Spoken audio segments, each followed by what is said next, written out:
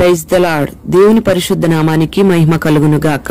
అనుదిన దైవ కృప కార్యక్రమాన్ని వీక్షిస్తున్న దేవుని బిడ్డలు ఆత్మీయులైన మీ అందరికీ పేరు పేరున ప్రత్యేకమైన వందనాలు తెలియపరుస్తున్నాం.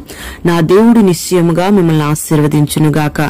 కీర్తనల గ్రంథం 119వ అధ్యాయం 70వ వాక్యంలో, నా విన్నపము నీ సన్నిధికి చేరనిమ్ము, నీవిచ్చిన మాట చొప్పున నన్ను విడిపింపుము అని ఇక్కడ రాయబడి ఉండడం మనం గమనిస్తున్నాం. ఇక్కడ ఒక న్యాయసమ్మతమైన ప్రార్థన, ఒక నిష్కపటమైన ప్రార్థన చేయడం మనం గమనిస్తూ ఉన్నాం. ప్రియ దేవుని బిడ్డలారా, మరి దావీదుకు కలిగిన అపజయాలను బట్టి, శత్రువులు చేసిన అన్యాయమైన నిందలను బట్టి దావీదు దేవునికి విన్నపం చేసుకుంటూ ఉన్నాడు. దేవుని సహాయం కొరకు ఆక్రందన చేస్తూ ఉన్నాడు. మరి దేవుడు మన విన్నపాన్ని వింటే ఆయన మనకు దేవునిగా ఉండి మన విషయమై జాగ్రత్త వహిస్తాడు. సమస్త బాధ్యతలను ఆయన చూసుకుంటాడు. మన దేవుడు మన విన్నపాలను ఆలకించే దేవుడు గనుక ఆయన మాట ఇచ్చి మాట నెరవేరుస్తాడు. ఆయన మాటను పంపి మనల్ని శత్రువుల బారి నుంచి, అపజయాల బారి నుంచి మనల్ని విడిపిస్తూ ఉంటాడు. మరి మనం ఆశ్రయించిన మన వారు అనేక సార్లు మనకు మాట ఇచ్చి మాట నెరవేర్చకుండా ఉన్నారు. ప్రియ దేవుని బిడ్డ, మరి ఇప్పటి వరకు మనుషుల దగ్గర నీ విన్నపాలు తెలియపరిచి సమాధానం రాక ఎంతగానో ఎన్నోసార్లు నువ్వు బాధపడిన సందర్భాలున్నాయి. నీ జీవితంలో ఆదరణ లేని సందర్భంలో నీకు సహాయం చేస్తారేమోనని, నిన్ను ఆదరిస్తారేమోనని అనేక మంది మనుషులకు నీ విన్నపాలు తెలియచేసిన వాళ్ళు ఇష్టపడని వాళ్ళు అనేక మంది ఉన్నారు. మనుషులకు నీ విన్నపం తెలియచేసేదానికన్నా కూడా దేవుని సన్నిధిలో చేరేటట్లుగా నీ విన్నపం నువ్వు తెలియపరిచినట్లయితే నీ విన్నపానికి సమాధానాన్ని దేవుడు అనుగ్రహిస్తాడు. మరి ఆయన మాట చొప్పున నిన్ను విడిపిస్తాడు, నిన్ను నడిపిస్తాడు.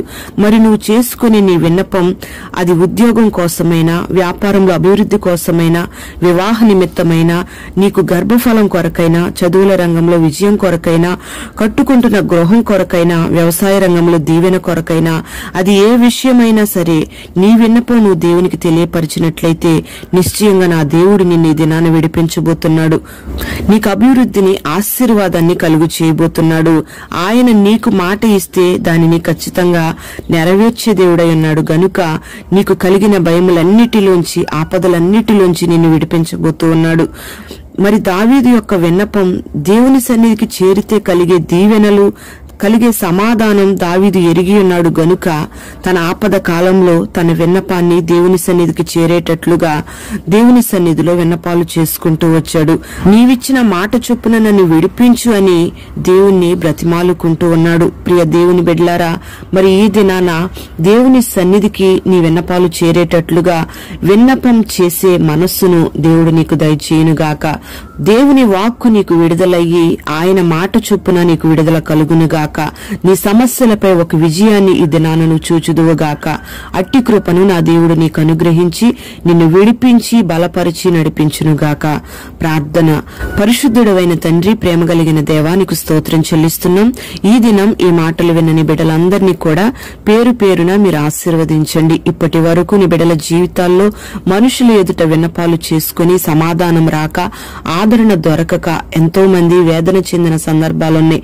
ఆ బిడ్డలందరినీ కూడా పేరు పేరున మీరు జ్ఞాపకం చేసుకుని వారి ఆపద కాలంలో, వారి కష్టకాలంలో, వారి నష్టకాలంలో వారి యొక్క విన్నపాలు నీకు తెలియపరుస్తూ నీ యొద్ద నుంచి వస్తున్న ప్రతి మాట ప్రకారంగా నీ బిడ్డలు నడుచుకుంటూ ఒక విడుదలను చూడడానికి నీ బిడ్డలకు కృపదయ చేయండి. నీ వాక్కును పంపి నీ బిడ్డలు విడిపించమని ప్రార్థన చేస్తున్నాం. నీ బిడ్డలు చేసుకుంటున్న ప్రతి విన్నపాన్ని నీ సన్నిధిలో చేర్చుకుని వెంటనే మీరు సహాయాన్ని మీరు కలుగు చేయండి, సమాధానాన్ని మీరు కలుగు చేయండి. అట్టి ఘనమైన కార్యాలు చేసి మహిమ, ఘనత, ప్రభావాలు మీరు పొందుకొని నీ బిడ్డలందరినీ గొప్ప దీవెనలతో నడిపించమని, నీ సన్నిధి తోడుగా ఉంచమని నజరేయుడైన యేసు నామములో అడుగుచున్నాము తండ్రి. ఆమేన్.